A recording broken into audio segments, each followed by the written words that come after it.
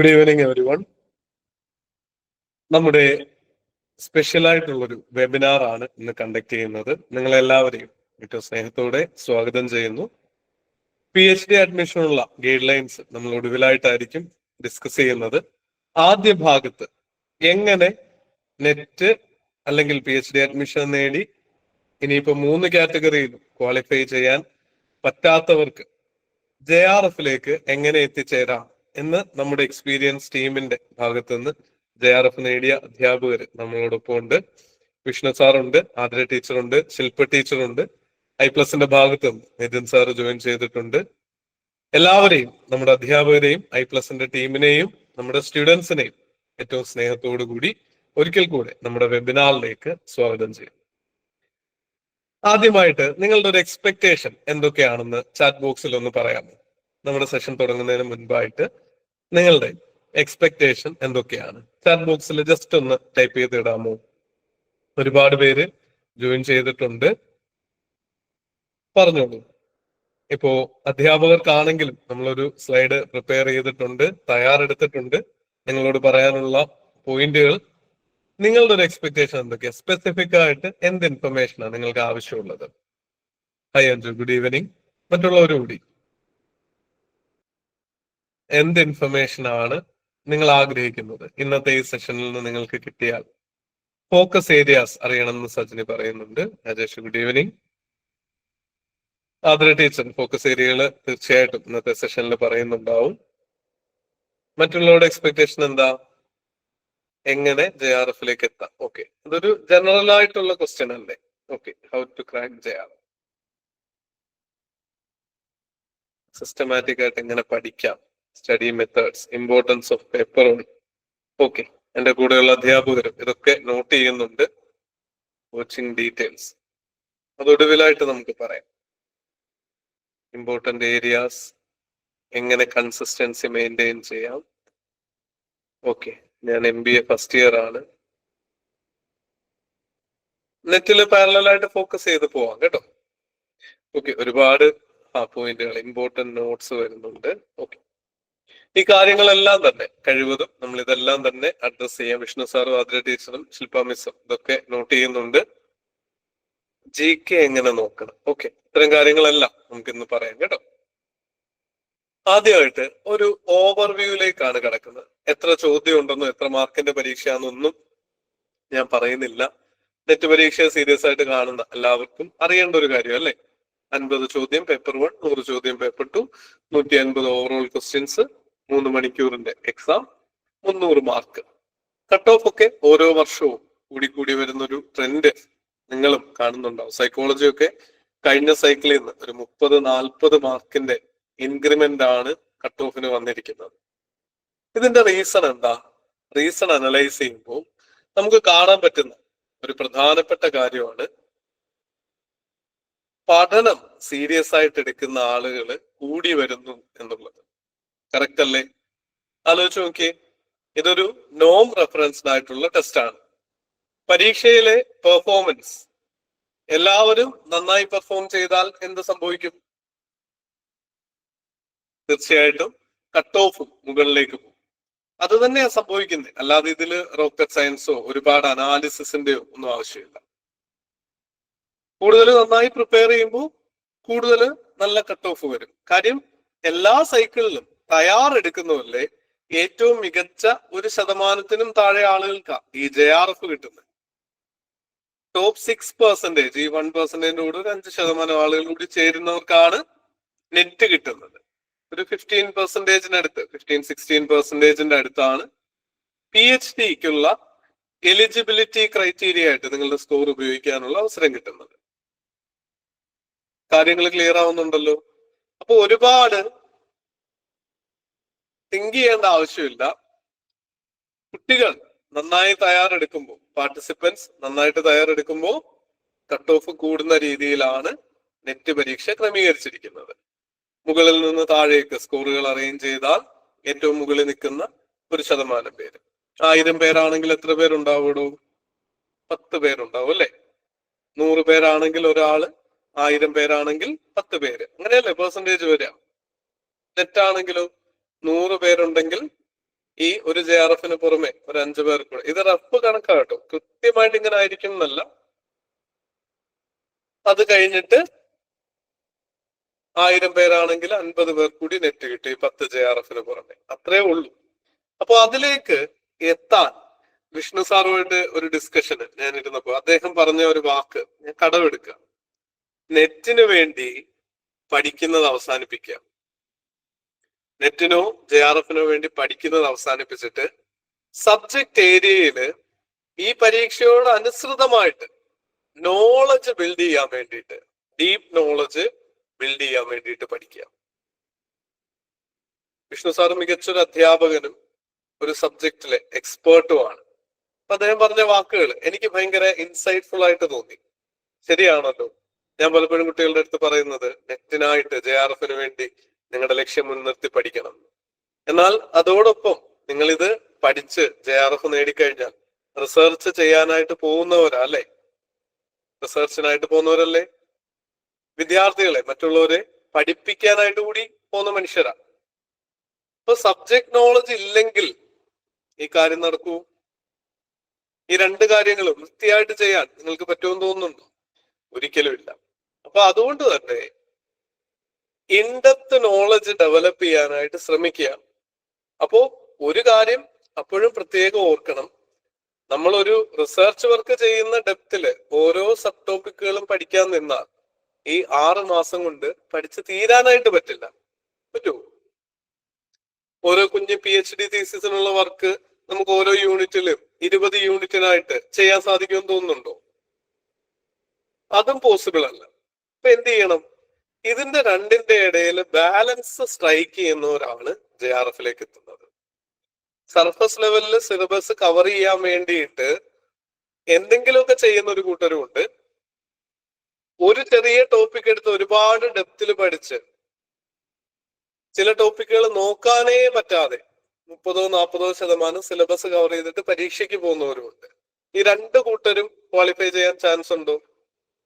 നിങ്ങളുടെ ഒപ്പീനിയൻ എന്താ? ഇതെല്ലാം ഞാൻ ഈ പറയുന്ന കാര്യങ്ങളെല്ലാം വളരെ കോമൺ സെൻസ് ആയിട്ടുള്ള സിമ്പിൾ ആയിട്ടുള്ള കാര്യങ്ങളാണ്. അപ്പോ JRF എത്താൻ വേണ്ടിയുള്ള സ്ട്രാറ്റജികൾ ഒരുപാട് പേര് ചോദിച്ചു അല്ലെ? സ്ട്രാറ്റജി ഇതാണ്. ടൈമിന്റെയും നോളജ്, ഡീപ്പ് നോളജിന്റെ ഇടയിലുള്ളൊരു ബാലൻസ് സ്ട്രൈക്ക് ചെയ്യണം. ഡെപ്തിൽ പഠിക്കണം, അതോടൊപ്പം തന്നെ എന്തും വേണം, നമുക്ക് അവൈലബിൾ ആയിട്ടുള്ള ടൈമിനുള്ളിൽ ഈ ഏരിയകള് കവർ ചെയ്യാനായിട്ട് പറ്റണം. ഈ 2 കാര്യങ്ങളും പോസിബിൾ ആവുമ്പോൾ നമ്മുടെ ജേർണി മുന്നോട്ട് എഫിഷ്യന്റ് ആയിട്ട് പോകും. അതോടൊപ്പം എന്തുകൂടി വേണം? ഒരു കാര്യം കൂടി വേണം,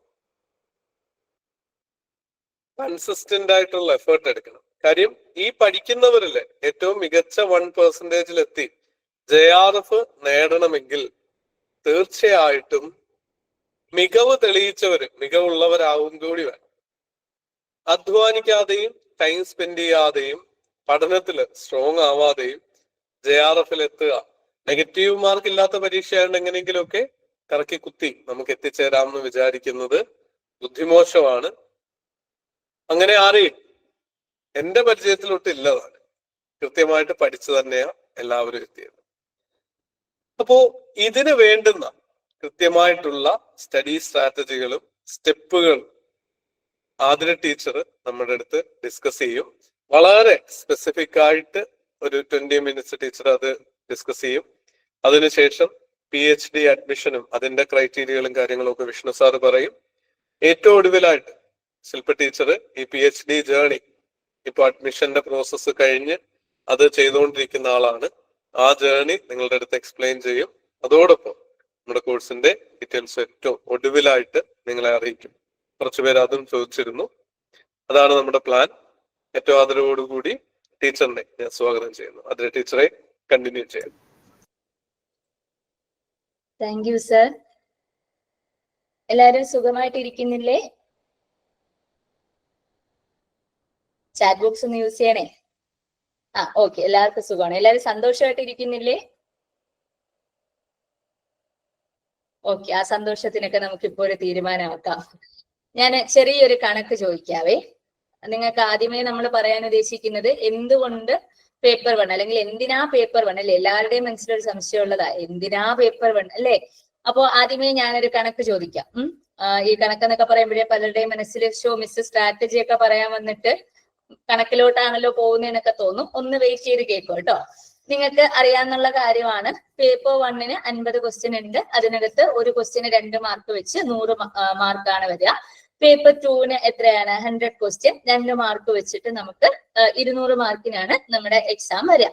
അങ്ങനെയാണെങ്കിൽ നിങ്ങൾ പേപ്പർ 2-ന് നമുക്ക് നോർമലി നമ്മുടെ കട്ട് ഓഫ് വരുന്നത് പേപ്പർ 1-ഉം പേപ്പർ 2-ഉം കൂടെ ചേർത്തുള്ള ഒരു കമ്പൈൻഡ് മാർക്കാണ് കട്ട് ഓഫിലേക്ക് വരുന്നത്. അല്ലാതെ പേപ്പർ 1 ഒരു ക്വാളിഫയിങ് എലമെന്റ് മാത്രമാക്കിയും പേപ്പർ 2-ന്റെ മാർക്ക് മാത്രമാണ് കട്ട് ഓഫ് തീരുമാനിക്കുന്നത്. അങ്ങനെയല്ല, രണ്ടിന്റെയും കൂടെ മാർക്ക് ചേർത്തിട്ടാണ് നിങ്ങൾക്ക് എന്ത് വരിക? കട്ട് ഓഫ് വരിക.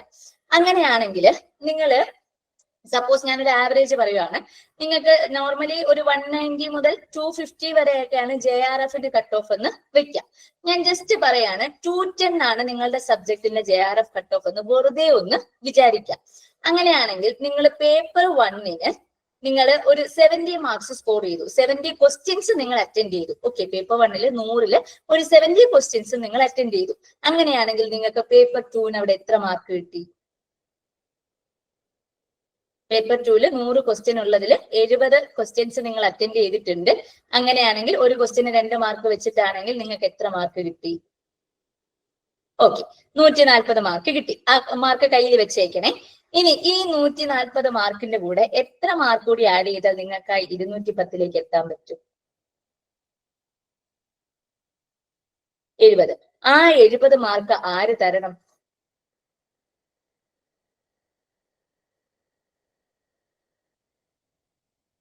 ആ 70 മാർക്ക് ആര് തരണം? പേപ്പർ 1 തരണം. ഇതിലും സിമ്പിൾ ആയിട്ട് പേപ്പർ 1-ന്റെ ഇമ്പോർട്ടൻസ് എനിക്ക് പറയാൻ പറ്റുമോ എന്ന് എനിക്ക് അറിയില്ല. ആക്ച്വലി സംഭവിക്കുന്ന കാര്യങ്ങൾ നിങ്ങൾ പലരും പറഞ്ഞു കേട്ടിട്ടുള്ള ഒരു കാര്യമായിരിക്കും. എന്താ, ചെറിയ മാർക്കിന് നെറ്റ് പോയി അല്ലെ, ഒരു ചെറിയ മാർക്കിന് JRF പോയി. ശരിക്കും സംഭവിക്കുന്നത് അവര് പേപ്പർ 2 അറിയാത്തത് കൊണ്ടോ അല്ലെങ്കിൽ പേപ്പർ 2-ന് മാർക്ക് പോകുന്നതായിരിക്കില്ല, ശരിക്കും പേപ്പർ 1 ഇഗ്നോർ ചെയ്യും. ലൈക്ക് നമ്മൾ എല്ലാവരും വിചാരിക്കുന്നത് എന്താ, നമ്മൾ ഒന്നും പഠിച്ചില്ലെങ്കിലും പേപ്പർ 1-ൽ എന്ത് കിട്ടുന്നുണ്ട്? മാർക്ക് കിട്ടുന്നുണ്ട്. അപ്പൊ നമ്മൾ വെറുതെ പോയി എഴുതിയാലും മാർക്ക് കിട്ടും എന്ന് വിചാരിക്കും. പക്ഷെ നമ്മുടെ കട്ട് ഓഫിലേക്ക് എത്തിക്കാനുള്ള ഒരു മാർക്ക് നമുക്ക് അവിടെ കിട്ടില്ല. ഇനി നിങ്ങൾ മനസ്സിലാക്കേണ്ട അടുത്തൊരു കാര്യം എന്ന് പറയുന്നത്, നമുക്ക് പേപ്പർ 2-ന് എപ്പോഴും ഒരു അൺപ്രഡിക്റ്റബിലിറ്റി ഉണ്ട്. ഞാൻ എക്കണോമിക്സ് ആയെന്ന് ഞാൻ സ്പെസിഫിക്കലി പറഞ്ഞു തരാം. എക്കണോമിക്സ് എഴുതിയ ആൾക്കാരൊക്കെ ഉണ്ടോ? ഒരു 2-3 സൈക്കിളായിട്ടൊക്കെ കണ്ടിന്യൂസ്ലി എക്കണോമിക്സ് എഴുതുന്ന ആൾക്കാരുണ്ടോ? ഇല്ല, എക്കണോമിക്സ് ആരും ഇല്ല ഇവിടെ. വിസ്മയൊക്കെ ഞാൻ കണ്ടായിരുന്നല്ലോ. ഇല്ല, എക്കണോമിക്സ് ആരും ഇല്ല. Okay, fine. എക്കണോമിക്സിന്റെ കാര്യം ആയതുകൊണ്ട് ഞാൻ പറഞ്ഞു തരാവേ. എക്കണോമിക്സിന് ഒരു അൺപ്രഡിക്റ്റബിലിറ്റി ഉണ്ട്. എക്കണോമിക്സ് എന്നല്ല, മിക്ക പേപ്പർ 2 സബ്ജക്ട്സിനും ഒരു അൺപ്രഡിക്റ്റബിലിറ്റി ഉണ്ട്. അതായത് നമ്മൾ ഉദ്ദേശിക്കുന്ന പോലെ ഒരു മാർക്ക് പെട്ടെന്ന് അവിടെ സ്കോർ ചെയ്യാനായിട്ട് പറ്റില്ല. കാരണം ഇപ്പൊ ഒരു സൈക്കിളിൽ വളരെ ഈസി ആയിട്ട് വരുന്ന പേപ്പർ 2 അടുത്ത സൈക്കിളിൽ ചിലപ്പോൾ വളരെ ടഫായിട്ട് മാറാനുള്ള സാധ്യതയുണ്ട്. അങ്ങനെ വരുന്ന സാഹചര്യങ്ങളിൽ നമ്മൾ എന്ത് ചെയ്യുന്നു? പേപ്പർ 2 നമ്മൾ സബ്ജക്ട് ഹോൾഡ് ഉണ്ട്. അപ്പൊ എല്ലാവർക്കും ഒരു കോൺഫിഡൻസ് ഉണ്ടാകും. പേപ്പർ 2 എന്ന് പറയുന്നത് എന്താ? നമ്മുടെ സബ്ജക്റ്റാ, നമുക്ക് അടിപൊളിയായിട്ട് ചെയ്യാൻ പറ്റും. എക്കണോമിക്സ് ഫസ്റ്റ് ടൈം എഴുതാൻ പോകുന്നതാണ്. All the best. നമുക്ക് പേപ്പർ 2 അടിപൊളിയായിട്ട് ചെയ്യാൻ പറ്റും എന്നൊക്കെ നമുക്ക് ഒരു മനസ്സിലുണ്ടാവും അല്ലെ. അപ്പൊ നമ്മൾ ആദ്യം മനസ്സിലാക്കേണ്ടത് ഇതൊരു കോമ്പറ്റേറ്റീവ് എക്സാം ആണ്. ഈ കോമ്പറ്റേറ്റീവ് എക്സാം ആയ ആ ഒരു സാഹചര്യത്തിൽ തന്നെ നമുക്ക് എന്ത് ചെയ്യാൻ പറ്റില്ല, ഈ പാറ്റേൺസ് ഇങ്ങനെ ചേഞ്ച് ചെയ്ത് വരും. പാറ്റേൺസ് ചേഞ്ച് ചെയ്യുന്നു എന്ന് പറഞ്ഞു കഴിഞ്ഞാൽ എന്താ, പേപ്പർ 2 ഇപ്പൊ ഒരു സൈക്കിളിൽ ഭയങ്കര ഈസി ആവുന്നു, അടുത്ത സൈക്കിളിൽ വളരെ ടഫ് ആവുന്നു. അങ്ങനെ വരുമ്പോൾ നമ്മൾ ഉദ്ദേശിച്ച ഒരു മാർക്ക് നമുക്ക് സ്കോർ ചെയ്യാൻ പറ്റണം എന്നില്ല. അപ്പൊ അങ്ങനെ ഒരു സാഹചര്യത്തിൽ എന്ത് ചെയ്യാന്ന് വെച്ചാൽ, നിങ്ങളുടെ പേപ്പർ 2 മാർക്ക് നിങ്ങൾ പ്രതീക്ഷിച്ച പോലെ നിങ്ങൾക്ക് എത്തിക്കാൻ പറ്റിയില്ല. നിങ്ങൾ ഒരു 70 കിട്ടും എന്നൊക്കെ നിങ്ങൾ പ്രതീക്ഷിച്ചിട്ട് പോയിട്ട് പെട്ടെന്ന് ചിലപ്പോൾ എന്താണ് ആ സാഹചര്യം കാരണം നിങ്ങൾക്ക്, അല്ലെങ്കിൽ ആ ക്വസ്റ്റ്യനിൽ വരുന്ന ആ ടഫ്നെസ് കാരണം അത്രയും മാർക്ക് സ്കോർ ചെയ്യാൻ പറ്റിയില്ല എന്നുണ്ടെങ്കിൽ, പറ്റുന്നില്ല എന്ന് വിചാരിക്കാം. പറ്റുന്നില്ലാത്ത ഒരു സാഹചര്യത്തില് നിങ്ങൾ ഇങ്ങനെ വെള്ളത്തിൽ മുങ്ങി താഴുമ്പോൾ നമുക്ക് ഒരു ലൈഫ് ജാക്കറ്റ് നമുക്ക് കിട്ടില്ലേ, അതുപോലെയാണ് പേപ്പർ 1. അതായത് നിങ്ങൾ എപ്പോഴും ശ്രദ്ധിക്കേണ്ട ഒരു കാര്യം, നമ്മൾ പേപ്പർ 2-ന് മാർക്ക് എവിടെയെങ്കിലും ഒക്കെ കുറഞ്ഞു പോകുന്നുണ്ടെങ്കിൽ ആ മാർക്കിനെ നമുക്ക് എവിടെ കോമ്പൻസേറ്റ് ചെയ്യാൻ പറ്റണം? പേപ്പർ 1-ല് കോമ്പൻസേറ്റ് ചെയ്യാനായിട്ട് പറ്റണം. ഇനി പേപ്പർ 1-ന് വേറൊരു പ്രത്യേകത ഉള്ളത്, വളരെ മിനിമം എഫേർട്ട് മതി. നമ്മൾ ഇങ്ങനെ കുത്തിയിരുന്ന് കുറേ അങ്ങനെ നമ്മൾ കാണാതെ പഠിക്കേണ്ട കാര്യങ്ങളൊന്നും അധികം അങ്ങനെ പേപ്പർ 1 വരുന്നില്ല. ആക്ച്വലി നമുക്ക് ഒരു കൺസിസ്റ്റന്റ്ലി നമ്മൾ ഒരു 5 മാസമൊക്കെ നമ്മൾ കൃത്യമായിട്ട് ഒരു സ്ട്രാറ്റജി ഫോളോ ചെയ്യുവാണെങ്കിൽ നമുക്ക് എന്ത് അടിപൊളിയായിട്ട് എഴുതാൻ പറ്റും, പേപ്പർ 1 അടിപൊളിയായിട്ട് എഴുതാനായിട്ട് പറ്റും. അപ്പോൾ നമ്മൾ ഈ ഒരു പേപ്പറിന് മാത്രമായിട്ട് നമ്മൾ ഫോക്കസ് കൊടുക്കുമ്പോൾ ആ ഫോക്കസ് കൊടുക്കുന്നത് കൊണ്ടും ആണ് നമുക്ക് എന്ത് പറ്റുന്നത്, നമുക്ക് അബദ്ധങ്ങൾ പറ്റുന്നത്, അല്ലെങ്കിൽ നമ്മൾ ഉദ്ദേശിക്കുന്ന കട്ട് ഓഫിലേക്ക് എത്താനായിട്ട് പറ്റാത്തത്. ഇതുവരെ പറഞ്ഞത് ക്ലിയർ ആണോ? എന്താണ് പേപ്പർ 1 എന്നുള്ളത് മനസ്സിലായോ? ഇനി എപ്പോഴും ഈ ഞാൻ പറഞ്ഞു നമ്മൾ പേപ്പർ 1ലും എന്ത് വരാം, ഈ പേപ്പർ 1ലും പേപ്പർ 2ലും ഒക്കെ പാറ്റേൺ ചേഞ്ച് ആവുകയോ ടഫ് ആവുകയോ ഒക്കെ ചെയ്യാവേ. പക്ഷെ അതിനകത്തുമുള്ള ഒരു ട്വിസ്റ്റ് എന്താണെന്നറിയോ, പേപ്പർ 1ന്റെ ഒരു ഇതുവരെ വന്ന് കണ്ടിട്ടുള്ള ഒരു രീതി അനുസരിച്ചിട്ട് മോഡറേറ്റ് ടു ടഫ് ആയിട്ടാണ് എക്സാം വരുന്നതെങ്കിലും നിങ്ങൾക്ക് അവിടെ ഒരു 30 to 35 ക്വസ്റ്റ്യൻസ് അറ്റൻഡ് ചെയ്യാൻ പറ്റും. പക്ഷെ വെറുതെ പോയി അറ്റൻഡ് ചെയ്യാനല്ല, നിങ്ങൾ പ്രോപ്പർ ആയിട്ട് പഠിച്ചിട്ടുള്ള ഒരാളാണെങ്കിൽ, നിങ്ങൾ വളരെ കൃത്യമായിട്ട് പേപ്പർ 1 ഫോളോ ചെയ്ത് പഠിച്ച ഒരാളാണെങ്കിൽ നിങ്ങൾക്ക് എന്ത് എടുക്കാൻ പറ്റും, 30 to 35 മാർക്ക് ഷുവർ ആയിട്ടും കിട്ടും. ഇനി പേപ്പർ 1 ഈസി ആയി കഴിഞ്ഞാൽ നിങ്ങൾക്ക് 40+ മാർക്സ് കിട്ടാനായിട്ട് ഉറപ്പായിട്ടും പറ്റും. ഞാൻ 40+ മാർക്സ് എന്നൊക്കെ പേപ്പർ 1 വെറുതെ പറയുന്നതല്ല, കൺമുന്നിൽ എക്സാമ്പിൾസ് വെച്ചിട്ട് തന്നെ പറയുവാണ്. എനിക്ക് ഒരു തവണ കിട്ടിയിട്ടുണ്ട്, അതുപോലെ തന്നെ നമ്മുടെ സ്റ്റുഡൻസിന് കിട്ടിയിട്ടുണ്ട്. അപ്പൊ 40+ മാർക്സ് എന്ന് പറയുന്നത് നിങ്ങൾ കിട്ടിക്കഴിഞ്ഞാൽ അത്രയധികം നിങ്ങൾക്ക് എവിടെ ആ മാർക്ക് സഹായമാകും, ഫൈനൽ കട്ട് ഓഫിലേക്ക് എത്താനായിട്ട് സഹായമാകും. കാരണം ഇപ്പൊ 40 മാർക്സ് കിട്ടി എന്ന് പറഞ്ഞാൽ ഒരു 80 മാർക്സ് ആയി, പിന്നെ ബാക്കി മതി നിങ്ങൾക്ക് എന്തിലേക്ക് എത്താനായിട്ട്, ഈ ഒരു ഓവറോൾ കട്ട് ഓഫിലേക്ക് എത്താനായിട്ട്. അപ്പൊ പേപ്പർ 1 മോഡറേറ്റ് ടഫ് ആണെങ്കിലും നമുക്ക് 30 to 35 കിട്ടും. പക്ഷെ പേപ്പർ 1 ആണ് കേട്ടോ, പേപ്പർ 1 മോഡറേറ്റ് ടഫ് ആണെങ്കിലും നിങ്ങൾക്ക് 30 to 35 കിട്ടും. പക്ഷെ പേപ്പർ 2ന് നമുക്ക് അത്രയധികം ഒരു ഉറപ്പ് പറയാനായിട്ട് പറ്റില്ല. പേപ്പർ 2ന് എപ്പോഴും ഒരു ചെറിയ ഇങ്ങനെ ഒരു ആട്ടം ഉണ്ട്, ഇത് എങ്ങോട്ട് പോകണം എന്നൊക്കെ ഒരു ചെറിയൊരു വിഷയം പേപ്പർ 2നകത്ത് നോർമലി കണ്ടുവരുന്നതാ. ഇനി നമ്മൾ പറയേണ്ടത് എങ്ങനെയാ പഠിക്കേണ്ടത്. എല്ലാവർക്കും ഒരു ഡൗട്ട് വരുന്ന ഒരു കേസ് അതാണ്. നമ്മൾ ഓക്കെ ഇത്രയും ക്വസ്റ്റ്യൻസ് ഉണ്ടെന്നും ഈ 2 പേപ്പർ ഉണ്ടെന്നും ഇങ്ങനെയാണ് കട്ട് ഓഫ് വരുന്നതെന്നും എന്നൊക്കെ നമ്മൾ മനസ്സിലാക്കി കഴിഞ്ഞാൽ അടുത്ത് നമ്മൾ അറിയേണ്ട കാര്യം എന്താ, ഇനി ഇത് എങ്ങനെ പഠിക്കണം. സോ എങ്ങനെ പഠിക്കണം എന്ന് പറഞ്ഞു കഴിഞ്ഞാൽ, നിങ്ങൾ ഇതിനു വേണ്ടി പ്രിപ്പയർ ചെയ്യാൻ തീരുമാനിച്ചിരിക്കുന്നവരാണെങ്കിൽ ആദ്യം ഡൗൺലോഡ് ചെയ്യേണ്ട സാധനം എന്താ, സിലബസാ അല്ലെ. നമ്മൾ എല്ലാത്തിന്റെയും ബേസ് സാധനം എന്താണ്, സിലബസാ. സിലബസ് നമ്മുടെ കയ്യിൽ വേണം.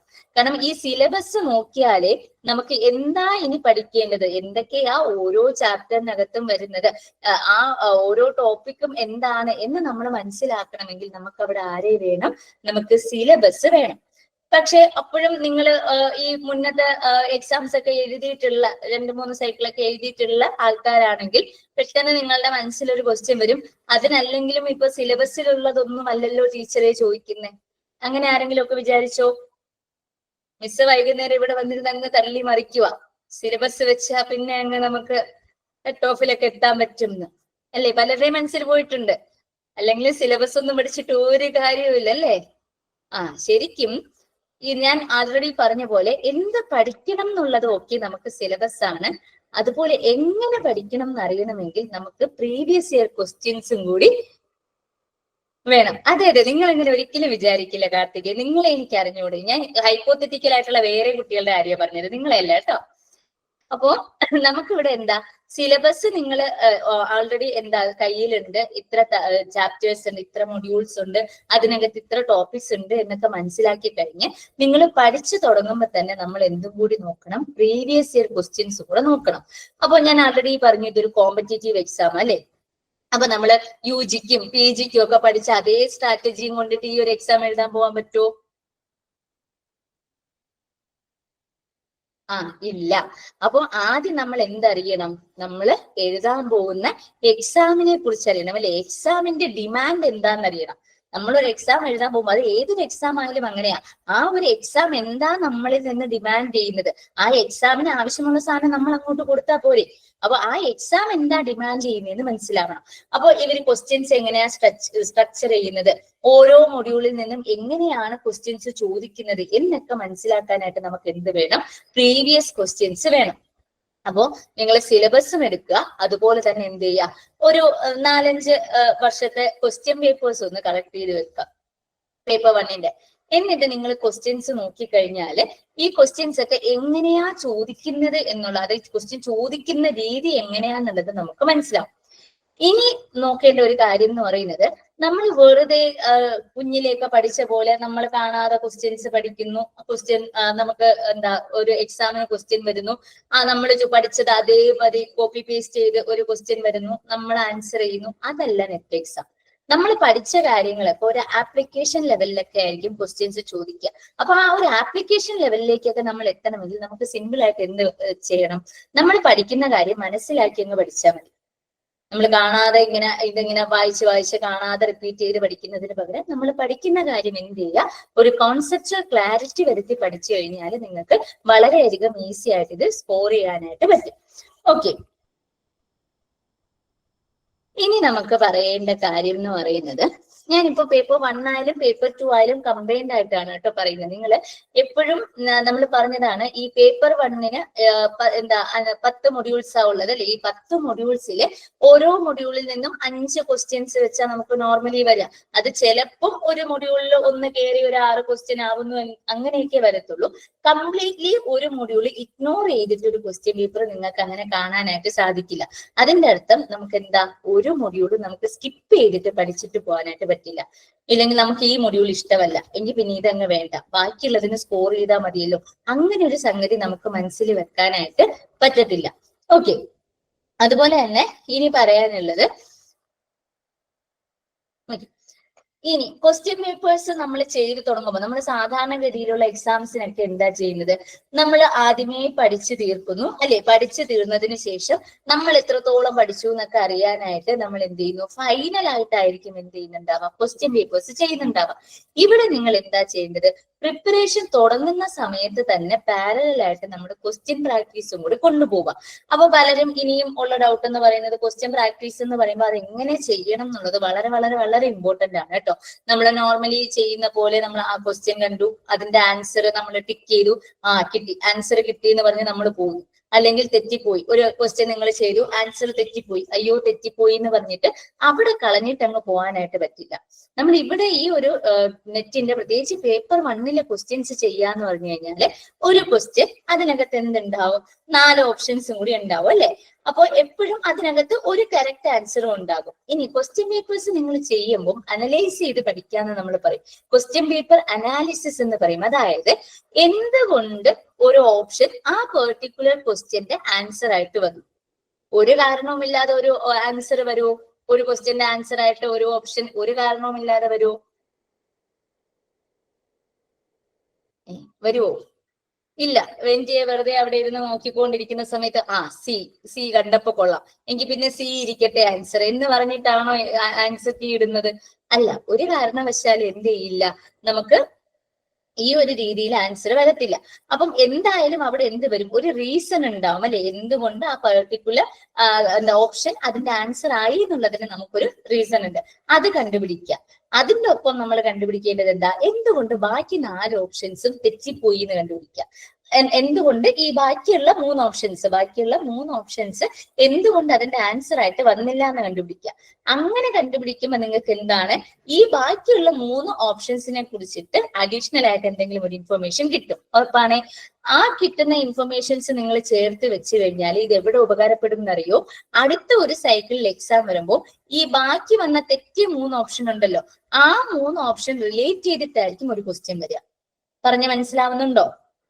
എപ്പോഴും ഒരു സൈക്കിളിൽ വന്ന ഓപ്ഷൻസിൽ നിന്നായിരിക്കും അടുത്ത ക്വസ്റ്റ്യൻ ഇടുക. അങ്ങനെയുള്ള സാധ്യതകൾ വളരെ വളരെ കൂടുതലാണ്. അതുകൊണ്ട് അത്തരത്തിലുള്ള അപ്രോച്ച് നിങ്ങൾ എടുക്കുന്നതായിരിക്കും പേപ്പർ 1-ന് എപ്പോഴും ബെസ്റ്റ് ആയിട്ട് വർക്ക് ചെയ്യുക. കാരണം ക്വസ്റ്റ്യൻ പ്രാക്ടീസ് ഇല്ലാതെ നിങ്ങൾ വെറുതെ പഠിച്ചു പോയി കഴിഞ്ഞാൽ പ്രത്യേകിച്ച് ഒരു കാര്യമില്ല. ശില്പേ പ്രത്യേകിച്ച് ഒന്നുമില്ല, ഒരു ക്വസ്റ്റ്യൻ എടുക്കുക, നമ്മൾ ക്വസ്റ്റ്യൻ ചെയ്യുവാന്ന് വെക്കുക, ഒരു ക്വസ്റ്റ്യൻ എടുക്കുന്നു, അതിനകത്ത് നിന്ന് എന്താ ശില്പയ്ക്ക് ഒരു ആൻസർ കറക്റ്റ് ആണ് എന്ന് കിട്ടി, ആൻസർ കീ നോക്കിയപ്പോൾ സി എന്ന് പറയുന്ന ഓപ്ഷൻ അതിന്റെ കറക്റ്റ് ആൻസർ ആണ്. അപ്പൊ ശില്പ ആ ക്വസ്റ്റ്യൻ വെച്ചൊന്ന് വായിച്ചു നോക്കണം, എന്തുകൊണ്ടാണ് ഈ സി അതിന്റെ ആൻസർ ആയത് എന്നൊന്ന് വായിച്ചു നോക്കുക. അപ്പൊ തന്നെ ശില്പയ്ക്ക് എന്താ നമ്മൾ പഠിച്ച കാര്യം ഓർമ്മ വരുമോ, അങ്ങനെ എന്തെങ്കിലും ചെയ്യും. അപ്പൊ ആ സി ഓപ്ഷൻ എന്തുകൊണ്ട് ആൻസർ ആയി എന്ന് ശില്പയ്ക്ക് കിട്ടി. എന്നിട്ട് എന്ത് ചെയ്യണം, ബാക്കിയുള്ള 3 ഓപ്ഷൻസ് എന്തുകൊണ്ടാ അതിന്റെ ആൻസർ ആകാത്തത് എന്ന് നമ്മൾ നോക്കണം. അതായത് ആ ഓരോ ഓപ്ഷനും എന്താണെന്ന് പോയി പഠിക്കണം. അങ്ങനെ പഠിച്ചാലല്ലേ അത് എന്തുകൊണ്ടാ ഇതിന്റെ ആൻസർ ആവാത്തേന്ന് കിട്ടത്തുള്ളൂ. പിടികിട്ടുന്നുണ്ടോ? അങ്ങനെ ചെയ്യുമ്പോൾ എന്താ, നിങ്ങൾക്ക് പുതിയ പുതിയ ക്വസ്റ്റ്യൻസ് കിട്ടും അല്ലെ, ബാക്കി 3 ഓപ്ഷൻസിനെ കുറിച്ചിട്ടുള്ള പുതിയ ക്വസ്റ്റ്യൻസ് കിട്ടും. ക്ലിയർ ആയോ? ഇങ്ങനെയാണ് പേപ്പർ 1 പഠിക്കേണ്ട ഒരു രീതി എന്ന് പറയുന്നത്. ഇനി ഇവിടെ ആരൊക്കെയോ ഫോക്കസ് ഏരിയാസ് ചോദിച്ചു. പേപ്പർ 1നെ സംബന്ധിച്ച് ഞാൻ പറഞ്ഞു ഒരു മൊഡ്യൂൾ നമുക്ക് സ്കിപ്പ് ചെയ്യാൻ പറ്റില്ല. ഇനി നമുക്ക് വരേണ്ടത് എന്താണെന്നറിയോ, നമുക്ക് ചില മൊഡ്യൂൾസ് നമ്മൾ വളരെ ഈസിലി മാർക്ക് സ്കോർ ചെയ്യാൻ പറ്റും. അതായത് ഇപ്പം നമ്മുടെ ടീച്ചിങ് ആപ്റ്റിറ്റ്യൂഡ്, റിസർച്ച്, എല്ലാവരും ഭയങ്കര പേടിച്ചിരിക്കുന്ന ഒരു മൊഡ്യൂളാണ് ലോജിക്കൽ റീസണിങ്. സത്യം പറയാലോ ശരിക്കും മാർക്ക് സ്കോർ ചെയ്യാൻ പറ്റുന്ന വളരെ സിമ്പിൾ മൊഡ്യൂൾ ലോജിക്കൽ റീസണിങ്. ഒരു കൃത്യമായിട്ടൊരു സ്ട്രക്ചറിനുള്ളിൽ അല്ലെങ്കിൽ ഒരു ടെംപ്ലേറ്റിനുള്ളിൽ നിന്ന് മാത്രമേ അതിനകത്ത് ക്വസ്റ്റ്യൻ ചോദിക്കത്തുള്ളൂ. അപ്പോൾ ലോജിക്കൽ റീസണിങ്, റീഡിങ് കോംപ്രിഹെൻഷൻ, ഇതൊക്കെ ശരിക്കും മാർക്ക് സ്കോർ ചെയ്യാൻ പറ്റുന്ന ഏരിയാസാണ്. അപ്പൊ ഈ മാർക്ക് സ്കോർ ചെയ്യാൻ പറ്റുന്ന ഏരിയാസിൽ നിന്ന് നിങ്ങൾ മാർക്ക് കളയാതിരിക്കുക. ഓക്കെ, ഇല്ല അത്ര വലുതായിട്ട് മാറിയൊന്നും ചോദിച്ചിട്ടില്ല ഇത്തവണത്തെ. ഇപ്പൊ തൊട്ട് കഴിഞ്ഞ പേപ്പർ 1ന്റെ എക്സാമിലൊക്കെ ലോജിക്കൽ റീസണിങ് ഒക്കെ കംപ്ലീറ്റ് 5 ക്വസ്റ്റ്യനും ചെയ്യാൻ പറ്റുന്ന രീതിയിൽ തന്നെയായിരുന്നു ചോദിച്ചിട്ടുള്ളത്. ഒരു ക്വസ്റ്റ്യൻ ഒക്കെ മാറിയും തിരിഞ്ഞും വരും, അത് നോർമലാ. അത് ഇതിനകത്ത് മാത്രമല്ല, എല്ലാ മൊഡ്യൂളിലും നിങ്ങൾക്ക് എഴുതാൻ പറ്റാത്ത കുറച്ച് ക്വസ്റ്റ്യൻസ് ഒക്കെ കാണും. ഒരിക്കൽ എപ്പോഴും മനസ്സിലാക്കേണ്ട കാര്യം റിയലിസ്റ്റിക് ആയിട്ട് ഇരിക്കുക എന്നുള്ളതാണ്. നിങ്ങൾ ഒരു 50 ക്വസ്റ്റ്യൻ അവർ തരുന്നുണ്ടെങ്കിൽ ആ 50 ക്വസ്റ്റ്യന് നിങ്ങൾക്ക് അറിയണമെന്ന് ഒരു നിർബന്ധവും ഇല്ല. പക്ഷെ മാക്സിമം മാർക്ക് സ്കോർ ചെയ്യുക എന്നുള്ളത് അവിടെ വളരെയധികം ഇമ്പോർട്ടന്റ് ആണ്. അതുപോലെ തന്നെ ഇവിടെ ആരോ ചോദിച്ചു എങ്ങനെയാ കൺസിസ്റ്റൻസി മെയിൻറ്റെയിൻ ചെയ്യാന്നുള്ളത്. ശരിക്കും പറഞ്ഞാൽ ജസ്റ്റ് ഒരു പ്ലാൻ ഇടുക, ഓരോ ദിവസവും ജസ്റ്റ് ഒരു പ്ലാൻ ഇടുക. നമ്മൾ ഈ ഒരു ദിവസം നമ്മൾ ഈ ഒരു ടോപ്പിക്ക് പഠിച്ചു തീർക്കും. ആദ്യം ചെറിയ ചെറിയ പ്ലാനിൽ തുടങ്ങാം. അത് കംപ്ലീറ്റ് ചെയ്ത് നിങ്ങൾ ഒരു 2 ആഴ്ച ചെയ്ത് നോക്കൂ. ഈ ഒരു ദിവസം ഞാൻ ഈ ടോപ്പിക്സ് ഞാൻ കംപ്ലീറ്റ് ചെയ്യും. അങ്ങനെ കണ്ടിന്യൂസ് ഒരു 2 ആഴ്ച ചെയ്ത് കഴിയുമ്പോഴേക്കും അടുത്ത 3ാമത്തെ ആഴ്ച വരുമ്പോൾ നിങ്ങൾ ഓട്ടോമാറ്റിക്കലി നിങ്ങൾക്കത് ആ ദിവസം പഠിച്ചില്ലെങ്കിൽ വളരെയധികം ഡിസ്റ്റർബൻസ് തോന്നും. ആ ഒരു ഡിസ്റ്റർബൻസ് നിങ്ങൾക്ക് തോന്നി തുടങ്ങിയാൽ അതിന്റെ അർത്ഥം നിങ്ങൾക്ക് കൺസിസ്റ്റൻസി കിട്ടിയില്ല. റീഡിങ് കോംപ്രിഹെൻഷൻ ഒക്കെ എപ്പോഴും റീഡിങ് കോംപ്രിഹെൻഷനിൽ സാധാരണഗതിയിൽ മാറിയൊക്കെ ചോദിക്കാം. അതങ്ങനെ വന്നതാണ് കേട്ടോ. നോർമലി റീഡിങ് കോംപ്രിഹെൻഷൻ ചോദിക്കുന്നതിന് ഒരു പാറ്റേൺ ഉണ്ട്. ഓരോ സൈക്കിൾ വരുമ്പോഴും മാറിയും തിരിഞ്ഞും ഒക്കെ വരും. നമുക്ക് 90% വർക്ക്ഔട്ട് ആവുന്ന കാര്യങ്ങളാണ് നമ്മൾ പറഞ്ഞു തരുന്നത്. ഓക്കെ, പിന്നെ വരുന്നത് എന്താ, ടൈം വളരെയധികം ഇമ്പോർട്ടന്റ് ആണ് കേട്ടോ. നിങ്ങൾ എക്സാം എഴുതാനായാലും അതുപോലെ തന്നെ നമ്മുടെ ഈ നമ്മൾ പഠിക്കുന്ന സമയത്തായാലും ടൈം മാനേജ്മെന്റ് വളരെ വളരെ ഇമ്പോർട്ടന്റ് ആണ്. ഇപ്പൊ എക്സാമിന് ഇരിക്കുമ്പോൾ എന്താണ്, ഈ ഒരു 3 hours ഉള്ളൂ നമുക്ക്. അതിനിടയിൽ നമ്മൾ ഈ 150 ക്വസ്റ്റ്യൻസ് അറ്റൻഡ് ചെയ്യണം. അപ്പൊ ആ ഒരു പ്രാക്ടീസ് വരണമെങ്കിൽ നിങ്ങൾ ഇവിടുന്നേ നിങ്ങൾ പഠിക്കുന്ന സമയത്ത് എന്ത് ചെയ്തു പോകണം, ക്വസ്റ്റ്യൻസ് പ്രാക്ടീസ് ചെയ്ത് പോകണം. ഇല്ലാന്നുണ്ടെങ്കിൽ ആ ഒരു ടൈം മാനേജ് ചെയ്യാൻ വളരെയധികം ബുദ്ധിമുട്ടാണ്. അതുപോലെ തന്നെ നമുക്കൊരു 5 മാസമൊക്കെ ആയിരിക്കും പ്രിപ്പയർ ചെയ്യാൻ കിട്ടുക. ആ 5 മാസം പ്രിപ്പയർ ചെയ്യാൻ കിട്ടുമ്പോൾ സാറ് പറഞ്ഞ പോലെ നിങ്ങൾ ഇങ്ങനെ റിസർച്ച് മെന്റാലിറ്റിയിൽ ഇരിക്കരുത്. നമ്മൾ ആവശ്യമുള്ള കാര്യങ്ങൾ പ്രോപ്പർ ആയിട്ടങ്ങ് പഠിച്ചു പോയാൽ മതി. കാരണം ഒരു കാര്യത്തിലേക്ക് തന്നെ അനാവശ്യമായിട്ട് ഇൻഡെപ്തിലോട്ട് പോകുമ്പോഴേക്കും നമ്മൾ പല കാര്യങ്ങളും വിട്ടുപോകാനുള്ള ഒരു സാധ്യത അവിടെ വരും. അതുകൊണ്ട് ആ ഒരു കാര്യം ഒന്ന് ശ്രദ്ധിക്കുക. അതുപോലെ തന്നെ പലർക്കും പറ്റുന്ന ഒരു പ്രശ്നം എന്ന് പറഞ്ഞു കഴിഞ്ഞാല്, ഇപ്പൊ നിങ്ങൾ എക്സാമിന് പോയി ഇരിക്കുന്ന സമയത്ത് ഓപ്ഷൻസും ക്വസ്റ്റ്യൻസും ഒക്കെ കാണുമ്പോഴത്തേക്ക് നിങ്ങളുടെ മൈൻഡിൽ ഒരു സംഭവം വരും, അയ്യോ ഈ ക്വസ്റ്റ്യൻ ഞാൻ എവിടെയോ കണ്ടിട്ടുണ്ടല്ലോ, ഈ ഓപ്ഷൻസ് ഒക്കെ ഞാൻ എവിടെയോ കണ്ടിട്ടുണ്ടല്ലോ എന്നൊരു സാധനം വരും. അതിന്റെ അർത്ഥം എന്ന് പറഞ്ഞു കഴിഞ്ഞാല് നിങ്ങൾ പഠിച്ചത് മറന്നു പോകുന്നതുകൊണ്ടാണ് കേട്ടോ. ഈ പഠിച്ചത് മറന്നു പോവാതിരിക്കാൻ എന്താ ചെയ്യുക, പഠിച്ച കാര്യങ്ങൾ മറന്നു പോവാതിരിക്കാൻ എന്താ ചെയ്യുക? ഒന്നും ചെയ്യണ്ടേ, മറന്നു പോട്ടെ എന്ന് വിചാരിച്ചിട്ടാണോ? അതാണ് അറിയാത്തത്. റിവൈസ് ചെയ്താൽ മതി, അത്രേ ഉള്ളൂ. നിങ്ങൾ ഓരോ മൊഡ്യൂള് കഴിയുമ്പോഴും ഓരോ ആഴ്ചയും ഓരോ മന്തും ഒക്കെ എന്ത് ചെയ്യുക, റിവൈസ് ചെയ്തുകൊണ്ടേ ഇരിക്കുക. അങ്ങനെ റിവൈസ് ചെയ്താലേ എന്ത് പറ്റത്തുള്ളൂ, ഈ ഒരു സാധനം നിങ്ങളുടെ മനസ്സിൽ അങ്ങനെ പതിഞ്ഞിരിക്കത്തുള്ളൂ. ഓക്കെ, അത് നമ്മൾ റിവൈസ് ചെയ്ത് ക്വസ്റ്റ്യൻ പ്രാക്ടീസും റിവിഷനും ഒക്കെ നടന്നു കഴിഞ്ഞാലേ കൃത്യമായിട്ട് നിങ്ങൾ പഠിച്ച ഒരു കാര്യം എവിടെ അപ്ലൈ ചെയ്യാൻ പറ്റത്തുള്ളൂ, നിങ്ങളുടെ എക്സാം ഹാളിൽ അപ്ലൈ ചെയ്യാനായിട്ട് പറ്റത്തുള്ളൂ. ഓക്കെ ആണോ? ഓക്കെ, അപ്പം നിങ്ങൾക്ക് പറഞ്ഞു തരാനുള്ള ഏകദേശം കാര്യങ്ങളൊക്കെ ഞാൻ ചെറിയ ടൈമിനുള്ളിൽ പറഞ്ഞ് കംപ്ലീറ്റ് ചെയ്തിട്ടുണ്ട് എന്നാണ് എൻ്റെ ഒരു വിശ്വാസം. സോ ഞാൻ എന്റെ ഒരു ടോക്ക് ഇവിടെ നിർത്തുവാണ് കേട്ടോ.